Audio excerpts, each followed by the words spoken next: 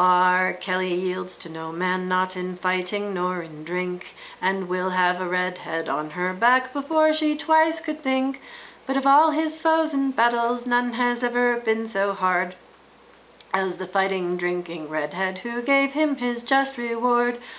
On that day bold Kelly he had fought a mighty bout, trouncing warrior after warrior until his thirst ran out.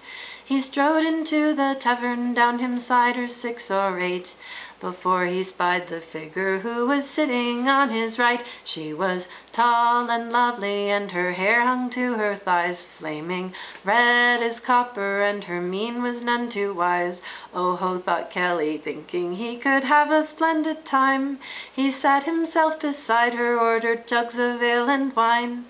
The maiden smiled and downed the drink before he raised his mug, and then she lifted to her lips and drained the cider jug.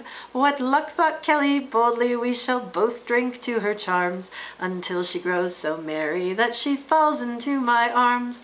More booze, cried maiden fighter, and the foam it fairly flew, until the landlord locked the bar and told them both adieu.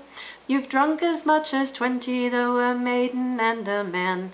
The maid was unaffected, but poor Kelly's head fair span. Boozing's done, cried Kelly, and he flung himself on she. The maiden blushed and stammered, then she dealt him wallops 3.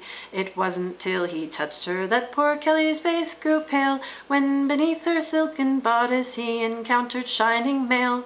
So Kelly drew his sword, and then he raised his weapon high.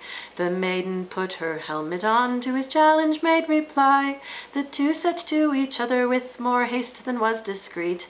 The sparks flew from their armor as they battled in the street. The fierce blows flew wildly and heard about the town. At last the maiden's mighty sword arm laid our hero down. Poor Kelly fell and staggered, crying, Maiden, hold your hand, for chivalry forbids that you should hit a drunken man. The maiden put her sword up, and her laughter clove the night. 'Tis well, cried she, now a drink to toast this merry fight.